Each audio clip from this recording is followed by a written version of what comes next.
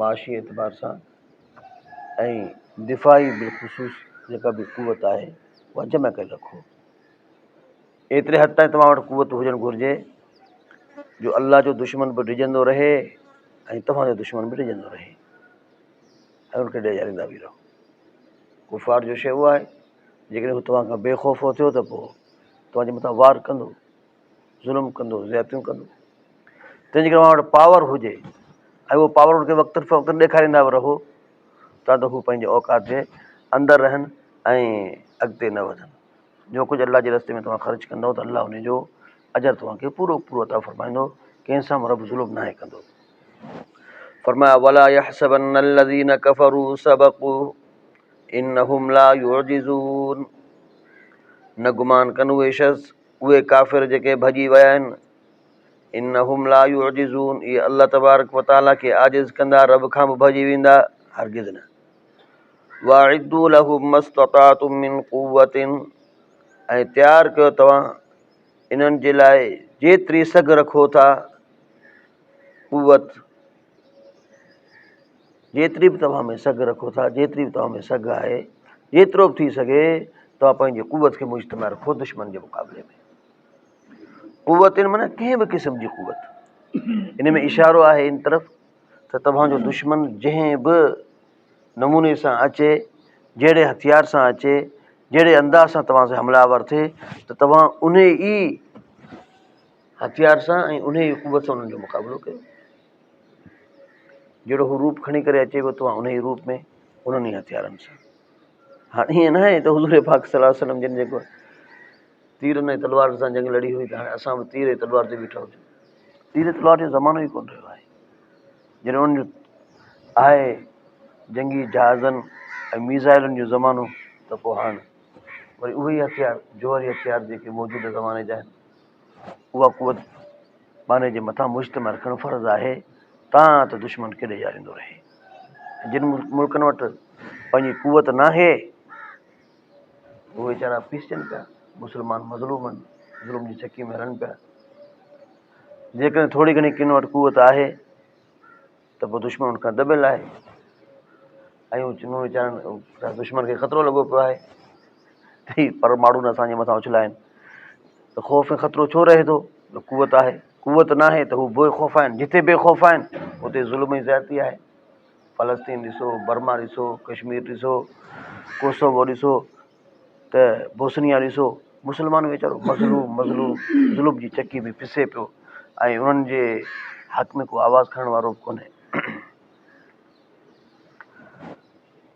वमिर रिबातिल ख़ैल, ऐं पालतू घोड़ा माना जंहिं बि क़िस्म जी तव्हां खां थी सघे उहा क़ुवत जमा कयो ऐं पालतू घोड़ा बि। हीउ उन वक़्त में हुकुम हुयो जो हुज़ूर पाक सल्लल्लाहु अलैहि वसल्लम जे ज़माने में जेके मुजाहिद विढ़ंदा हुआ त हू घोड़नि ते चढ़ी करे विढ़ंदा हुआ। तुरहिबून बिही अदुव्वल्लाह, ॾेजारियो तव्हां इन क़ुवत जे ज़रिए सां अल्लाह जे दुश्मननि खे, वादुवकुम, ऐं तव्हांजे दुश्मन खे, वाख़रीन मिन दूनिहिम, ऐं इन्हनि खां सवाइ ॿिया बि जेके आहिनि उन्हनि खे बि ॾेजारियो। हिकु त अल्लाह ऐं अल्लाह जे रसूल जा दुश्मन, कुफ़ार, मुनाफ़िकीन, बददीन, उनखे बि ॾेजारियो। ऐं कॾहिं ईअं थिए थो जो पंहिंजा ई परावा थी वेंदा आहिनि।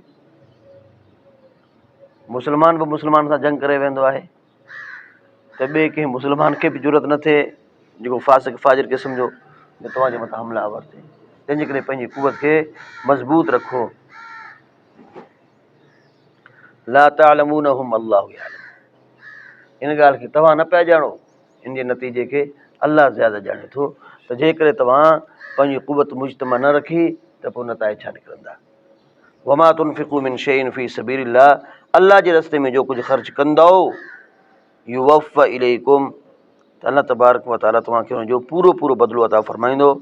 वअनतुम ला तुज़लमून, ऐं तव्हां सां ज़ुल्म न कयो वेंदो। वइन जनहू लिस्सल्मि फजनह लहा, ऐं जेकॾहिं तव्हांजो दुश्मन सुलह जे लाइ पंहिंजा पर विछाए थो, यानी सुलह ते आमाद थियनि था, फजनह लहा, त हाणे तव्हां बि नरमी ॾेखारियो, पंहिंजा पर विछायो, सुलह भल कयो। पर जेका तव्हां सुलह कयो पिया उन में बज़ाहिर मुस्लमाननि खे घणो नुक़सानु न हुजे, मुस्लमाननि जो नुक़सानु न हुजे।